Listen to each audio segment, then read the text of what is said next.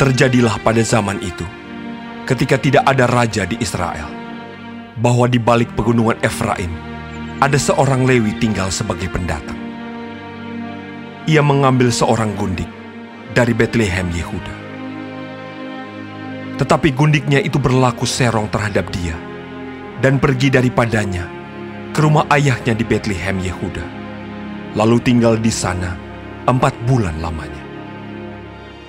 Berkemaslah suaminya itu, lalu pergi menyusul perempuan itu untuk memujuk dia dan membawanya kembali. Bersama-sama dia bujangnya dan sepasang keledai. Ketika perempuan muda itu membawa dia masuk ke rumah ayahnya, dan ketika ayah itu melihat dia, maka bersukacitalah ia mendapatkannya. Mertuanya, ayah perempuan muda itu, tidak membiarkan dia pergi, sehingga ia tinggal 3 hari lamanya pada ayah itu. Mereka makan, minum, dan bermalam di sana.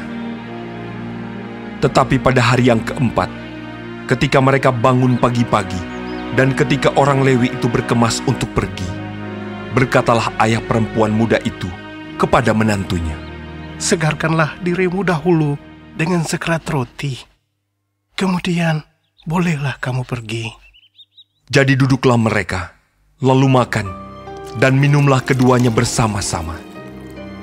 Kata ayah perempuan muda itu kepada laki-laki itu, "Baiklah, putuskan untuk tinggal bermalam, dan biarlah hatimu gembira." Tetapi ketika orang itu bangun untuk pergi juga, mertuanya itu mendesaknya, sehingga ia tinggal pula di sana, bermalam. Pada hari yang kelima, ketika ia bangun pagi-pagi untuk pergi, berkatalah ayah perempuan muda itu, "Mari, segarkanlah dirimu dahulu, dan tinggallah sebentar lagi sampai matahari surut." Lalu makanlah mereka keduanya. Ketika orang itu bangun untuk pergi, bersama dengan gundiknya dan bujangnya, berkatalah mertuanya, ayah perempuan muda itu, kepadanya, "Lihatlah, matahari telah mulai turun menjelang petang. Baiklah tinggal bermalam. Lihat, matahari hampir terbenam. Tinggallah di sini bermalam dan biarlah hatimu gembira. Maka besok kamu dapat bangun pagi-pagi untuk berjalan dan pulang ke rumahmu." Tetapi orang itu tidak mau tinggal bermalam. Ia berkemas, lalu pergi. Demikian sampailah ia di daerah yang berhadapan dengan Yebus. Itulah Yerusalem. Bersama-sama dengan dia, ada sepasang keledai yang berpelana, dan gundiknya juga. Ketika mereka dekat ke Yebus, dan ketika matahari telah sangat rendah, berkatalah bujang itu kepada tuannya, "Marilah kita singgah di kota orang Yebus ini, dan bermalam di situ." Tetapi tuannya menjawabnya, "Kita tidak akan singgah di kota asing yang bukan kepunyaan orang Israel. Tetapi kita akan berjalan terus sampai ke Gibea." Lagi katanya kepada bujangnya, "Marilah kita berjalan sampai ke salah satu tempat yang di sana, dan bermalam di Gibea atau di Rama." Lalu berjalanlah mereka, melanjutkan perjalanannya, dan matahari terbenam ketika mereka dekat Gibea, kepunyaan suku Benyamin. Sebab itu singgahlah mereka di Gibea, lalu masuk untuk bermalam di situ. Dan setelah sampai, duduklah mereka di tanah lapang kota. Tetapi tidak ada seorang pun yang mengajak mereka ke rumah untuk bermalam. Tetapi datanglah pada malam itu seorang tua yang pulang dari pekerjaannya di ladang. Orang itu berasal dari pegunungan Efraim dan tinggal di Gibea sebagai pendatang. Tetapi penduduk tempat itu adalah orang Benyamin. Ketika ia mengangkat mukanya dan melihat orang yang dalam perjalanan itu di tanah lapang kota, berkatalah orang tua itu, "Kemanakah engkau pergi? Dan dari manakah engkau datang?" Jawabnya kepadanya, "Kami sedang dalam perjalanan dari Betlehem Yehuda ke balik pegunungan Efraim. Dari sanalah aku berasal. Aku tadinya pergi ke Betlehem Yehuda, dan sekarang sedang berjalan pulang ke rumah. Tetapi Tidak ada orang yang mengajak aku ke rumahnya. Walaupun ada padaku jerami dan makanan untuk keledai kami, pula roti dan anggur untuk aku sendiri, untuk hambamu perempuan ini, dan untuk bujang yang bersama-sama dengan hambamu ini, kami tidak kekurangan sesuatu. Lalu berkatalah orang tua itu, Jangan khawatir. Segala yang engkau perlukan, biarlah aku yang menanggung. Tetapi janganlah engkau bermalam di tanah lapang kota ini. Sesudah itu dibawanyalah dia masuk ke rumahnya. Lalu keledai-keledai diberinya makan. Maka mereka pun membasuh kaki, makan dan minum. Tetapi sementara mereka menggembirakan hatinya, datanglah orang-orang kota itu, orang-orang Dursila, mengepung rumah itu. Mereka menggedor-gedor pintu sambil berkata kepada orang tua, pemilik rumah itu, Bawalah keluar orang yang datang ke rumahmu itu, supaya kami pakai dia. Lalu keluarlah pemilik rumah itu menemui mereka dan berkata kepada mereka, Tidak, saudara-saudaraku, janganlah kiranya berbuat jahat. Karena orang ini telah masuk ke rumahku, janganlah kamu berbuat noda. Tetapi ada anakku perempuan yang masih perawan dan juga gundik orang itu. Baiklah, ku bawa keduanya keluar. Perkosalah mereka dan perbuatlah dengan mereka apa yang kamu pandang baik. Tetapi terhadap orang ini, janganlah kamu berbuat noda. tetapi orang-orang itu tidak mau mendengarkan perkataannya. Lalu orang Lewi itu menangkap gundiknya dan membawanya kepada mereka keluar. Kemudian mereka bersetubuh dengan perempuan itu, dan semalam-malaman itu mereka mempermainkannya sampai pagi. Barulah pada waktu fajar menyingsing, mereka melepaskan perempuan itu. Menjelang pagi, perempuan itu datang kembali, tetapi ia jatuh rebah di depan pintu rumah orang itu, tempat tuannya bermalam, dan ia tergeletak di sana sampai fajar. Pada waktu tuannya bangun pagi-pagi, dibukanya pintu rumah dan pergi keluar untuk melanjutkan perjalanannya. Tetapi tampaklah perempuan itu, gundiknya, tergeletak di depan pintu rumah dengan tangannya pada ambang pintu. Berkatalah ia kepada perempuan itu, Bangunlah, marilah kita pergi. tetapi tidak ada jawabnya. Lalu diangkatnyalah mayat itu ke atas keledai. Berkemaslah ia, kemudian pergi ke tempat kediamannya. Sesampai di rumah, diambilnyalah pisau, dipegangnyalah mayat gundiknya, dipotong-potongnya menurut tulang-tulangnya menjadi 12 potongan, lalu dikirimnya ke seluruh daerah orang Israel. Dan setiap orang yang melihatnya berkata, Hal yang demikian belum pernah terjadi dan belum pernah terlihat sejak orang Israel berangkat keluar dari tanah Mesir sampai sekarang.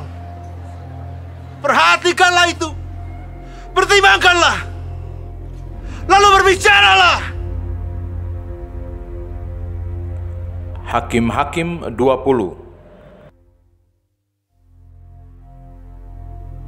Lalu majulah semua orang Israel, dari Dan sampai Bersyeba, dan juga dari tanah Gilead berkumpullah umat itu secara serentak menghadap Tuhan di Mizpa. Maka berdirilah para pemuka dari seluruh bangsa itu, dari segala suku orang Israel, memimpin jemaah umat Allah, yang jumlahnya 400.000 orang berjalan kaki, yang bersenjatakan pedang.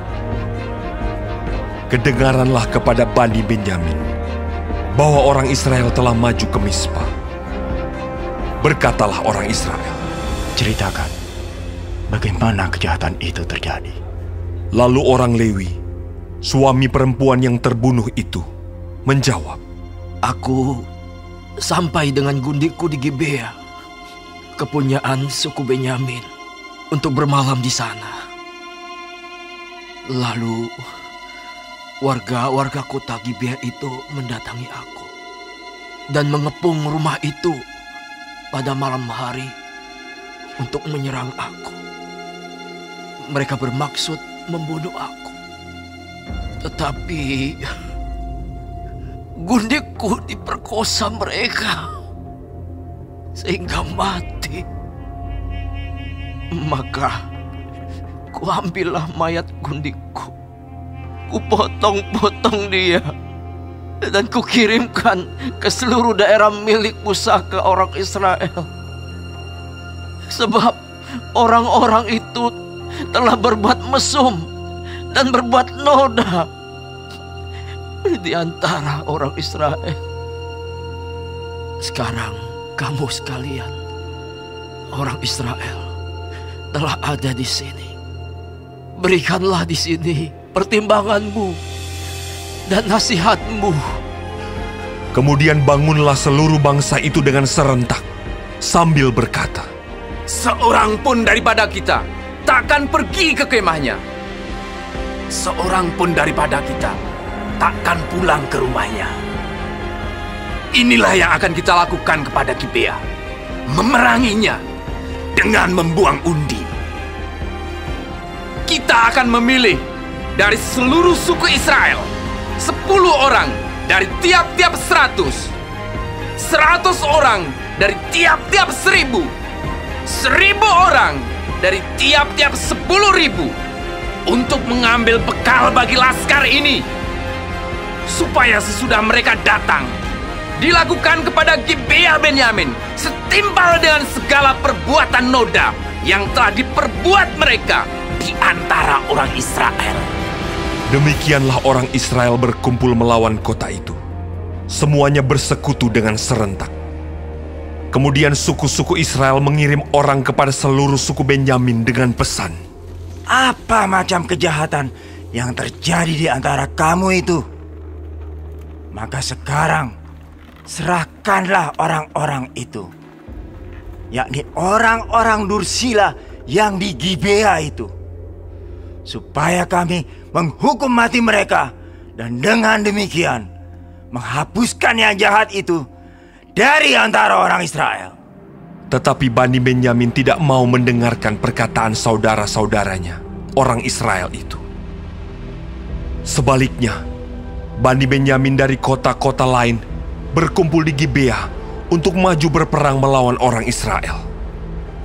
Pada hari itu, dihitunglah jumlah Bani Benyamin dari kota-kota lain itu, 26.000 orang yang bersenjatakan pedang, belum termasuk penduduk Gibea, yang terhitung 700 orang pilihan banyaknya.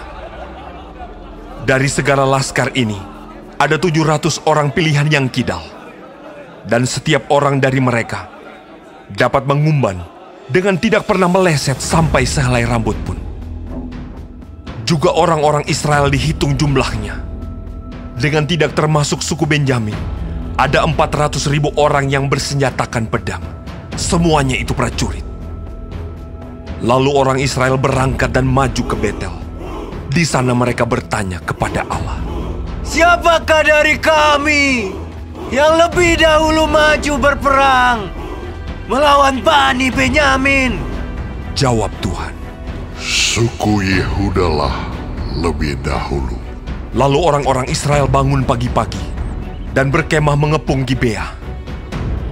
Kemudian majulah orang-orang Israel berperang melawan suku Benyamin. Orang-orang Israel mengatur barisan perangnya melawan mereka dekat Gibea. Juga Bani Benyamin maju menyerang dari Gibea dan menggugurkan ke bumi 22.000 orang dari antara orang Israel pada hari itu. Tetapi laskar orang Israel mengumpulkan segenap kekuatannya, lalu mengatur pula barisan perangnya di tempat mereka mengatur barisannya semula. Kemudian pergilah orang-orang Israel, lalu menangis di hadapan Tuhan sampai petang. Sesudah itu mereka bertanya kepada Tuhan, akan pergi pulakah kami berperang melawan Bani Benyamin, saudara kami itu? Jawab Tuhan, majulah melawan mereka. Tetapi ketika orang-orang Israel pada hari kedua sampai di dekat Bani Benyamin, maka pada hari kedua itu, majulah suku Benyamin dari Gibea menyerbu mereka. Dan digugurkannya pula ke bumi 18.000 orang di antara orang-orang Israel. Semuanya orang-orang yang bersenjatakan pedang. Kemudian pergilah semua orang Israel, yakni seluruh bangsa itu, lalu sampai di Betel. Di sana mereka tinggal menangis di hadapan Tuhan, berpuasa sampai senja pada hari itu, dan mempersembahkan korban bakaran dan korban keselamatan di hadapan Tuhan. Dan orang-orang Israel bertanya kepada Tuhan. Pada waktu itu, ada di sana tabut perjanjian Allah. Dan Pinehas bin Eleazar bin Harun menjadi imam Allah pada waktu itu. Kata mereka, haruskah kami maju sekali lagi untuk berperang melawan Bani Benyamin saudara kami itu? Atau haruskah kami hentikan itu? Jawab Tuhan, majulah, sebab besok aku akan menyerahkan mereka ke dalam tanganmu. Lalu orang Israel menempatkan penghadang-penghadang sekeliling Gibea. Pada hari ketiga, majulah orang-orang Israel melawan Bani Benyamin dan mengatur barisannya melawan Gibea seperti yang sudah-sudah. Maka majulah Bani Benyamin menyerbu laskar itu. Mereka terpancing dari kota, dan seperti yang sudah-sudah, mereka mulai menyerang laskar itu pada kedua jalan raya. Yang satu menuju ke Betel, dan yang lain ke Gibea melalui padang. Sehingga terbunuh beberapa orang, kira-kira 30 orang di antara orang Israel. Maka kata Bani Benyamin, orang-orang itu telah terpukul kalah oleh kita seperti semula. Tetapi orang-orang Israel telah bermufakat lebih dahulu. Marilah kita lari dan memancing mereka dari kota ke jalan-jalan raya. Jadi orang Israel bangun dari tempatnya dan mengatur barisannya di Baal Tamar. Sedang orang Israel yang menghadang itu tiba-tiba keluar dari tempatnya, yakni tempat terbuka dekat Geba, dan sampai di depan Gibea. Sebanyak 10.000 orang pilihan dari seluruh Israel. Pertempuran itu dahsyat, tetapi Bani Benyamin tidak tahu bahwa malapetaka datang menimpa mereka. Tuhan membuat suku Benyamin terpukul kalah oleh orang Israel. Dan pada hari itu, orang-orang Israel memusnahkan dari antara suku Benyamin 25.100 orang. Semuanya orang-orang yang bersenjatakan pedang. Bani Benyamin melihat bahwa mereka telah terpukul kalah. Sementara orang-orang Israel agak mundur di depan suku Benyamin, sebab mereka mempercayai penghadang-penghadang yang ditempatkan mereka untuk menyerang Gibea. Maka segeralah penghadang-penghadang itu menyerbu Gibea. Mereka bergerak maju dan memukul seluruh kota itu dengan mata pedang. Tetapi orang-orang Israel telah bermufakat dengan penghadang-penghadang itu untuk menaikkan gumpalan asap tebal dari kota itu. Ketika orang-orang Israel mundur dalam pertempuran itu, maka suku Benyamin mulai menyerang orang Israel, sehingga terbunuh kira-kira 30 orang. Karena pikir mereka, tentulah orang-orang itu terpukul kalah sama sekali oleh kita, seperti dalam pertempuran yang dahulu. Tetapi pada waktu itu, mulailah gumpalan asap naik dari kota itu, seperti tiang asap. Suku Benyamin menoleh ke belakang, dan tampaklah kota itu seluruhnya terbakar. Apinya naik ke langit. Lagi pula orang-orang Israel maju lagi. Maka gemetarlah orang-orang Benyamin itu, sebab mereka melihat bahwa malapetaka datang menimpa mereka. Jadi, larilah mereka dari depan orang-orang Israel itu ke arah padang gurun. Tetapi pertempuran itu tidak dapat dihindari mereka. Lalu orang-orang dari kota-kota menghabisi mereka di tengah-tengahnya. Mereka mengepung suku Benyamin itu, mengejarnya dengan tak henti-hentinya, dan melandanya sampai di depan Gibea di sebelah timur. Dari Bani Benyamin ada tewas 18.000 orang. Semuanya orang-orang gagah perkasa. Yang lain berpaling lari ke padang gurun, ke bukit batu Rimon. Tetapi di jalan-jalan raya masih diadakan penyabitan susulan di antara mereka. 5.000 orang mereka diburu sampai ke Gideon dan dipukul mati 2.000 orang dari mereka. Maka yang tewas dari suku Benyamin pada hari itu seluruhnya berjumlah 25.000 orang yang bersenjatakan pedang. Semuanya orang-orang gagah perkasa. Tetapi 600 orang berpaling lari ke padang gurun, ke bukit batu Rimon, dan tinggal 4 bulan lamanya di bukit batu itu. Tetapi orang-orang Israel kembali kepada Bani Benyamin dan memukul mereka dengan mata pedang, baik manusia, baik hewan, dan segala sesuatu yang terdapat di sana. Juga segala kota yang terdapat di sana mereka musnahkan dengan api. Hakim-Hakim 21. Orang-orang Israel telah bersumpah di Mispa demikian. Seorang pun dari kita takkan memberikan anaknya perempuan kepada seorang Benyamin menjadi istrinya. Ketika bangsa itu datang ke Betel dan tinggal di situ di hadapan Allah sampai petang, maka mereka pun menyaringkan suaranya, menangis dengan sangat keras. Katanya, "Mengapa ya Tuhan Allah Israel, terjadi hal yang begini di antara orang Israel,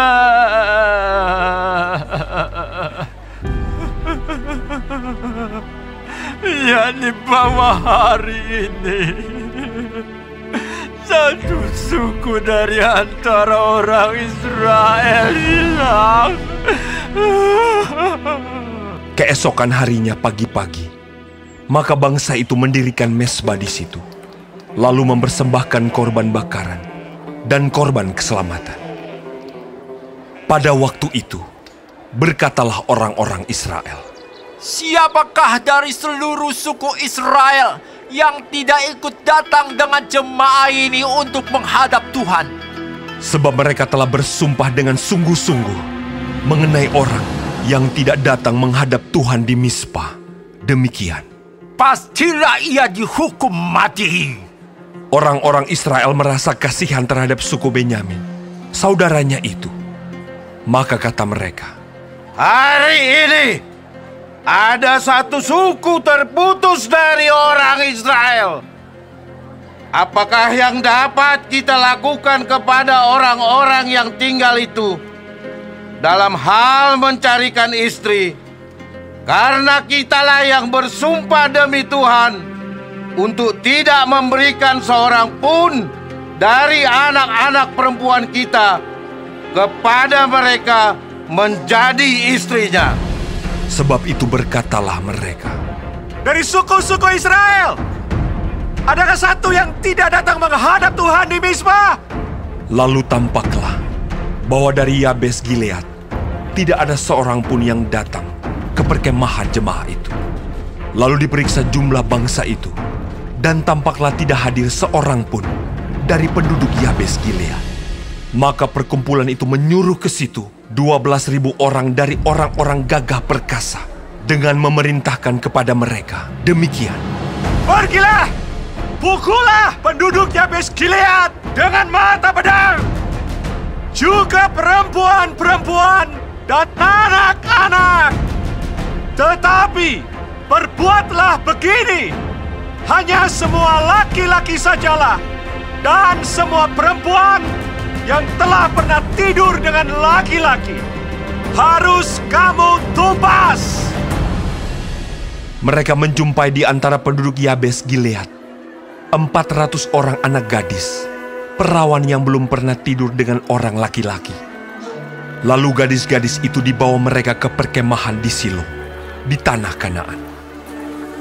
Sesudah itu segenap umat itu menyuruh orang membawa pesan kepada Bani Benyamin yang ada di bukit batu Rimon, lalu memaklumkan damai kepada mereka. Pada waktu itu, kembalilah suku Benyamin, dan kepada mereka diberikan perempuan-perempuan yang telah dibiarkan hidup dari antara perempuan Yabes Gilead, tetapi belum cukup juga jumlahnya bagi mereka. Maka bangsa itu merasa kasihan kepada suku Benyamin, karena Tuhan telah membuat keretakan di antara suku-suku Israel. Kemudian berkatalah para tua-tua umat itu, apakah yang dapat kita lakukan kepada yang tinggal ini dalam hal mencarikan istri? Sebab perempuan-perempuan telah punah dari antara suku Benyamin. Lagi kata mereka, warisan orang-orang yang terluput itu haruslah tetap tinggal pada suku Benyamin, supaya jangan ada suku yang terhapus dari antara orang Israel. Tetapi kita ini tidak dapat memberikan istri kepada mereka dari anak-anak perempuan kita. Sebab orang-orang Israel telah bersumpah demikian. Terkutuklah orang yang memberikan istri kepada suku Benyamin.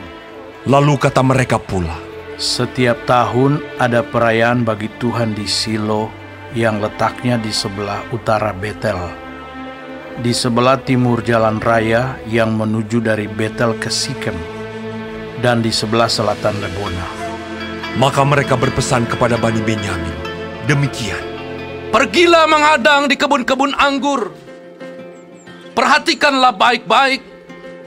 Maka apabila anak-anak perempuan Silo keluar untuk menari-nari, baiklah kamu keluar dari kebun-kebun anggur itu, dan masing-masing melarikan seorang dari anak-anak perempuan Silo itu menjadi istrinya dan pergi ke tanah Benyamin. Apabila ayah atau saudaranya laki-laki datang untuk menuntutnya kepada kami, maka kami akan berkata kepada mereka, serahkanlah mereka itu kepada kami dengan rela hati. Sebab dalam pertempuran, kita tidak dapat menangkap seorang perempuan untuk menjadi istri mereka masing-masing. Memang kamu ini tidak memberikan anak-anak gadis itu kepada mereka. Sebab seandainya demikian, kamu bersalah. Jadi Bani Benyamin berbuat demikian. Dari gadis-gadis yang menari-nari yang dirampas itu, mereka mengambil perempuan. Jumlahnya sama dengan jumlah mereka. Kemudian pulanglah mereka ke milik pusakanya, lalu membangun kota-kotanya kembali dan diam di sana. Pada waktu itu, pergilah orang Israel dari sana, masing-masing menurut suku dan kaumnya. Mereka masing-masing berangkat dari sana ke milik pusakanya. Pada zaman itu, tidak ada raja di antara orang Israel. Setiap orang berbuat apa yang benar menurut pandangannya sendiri.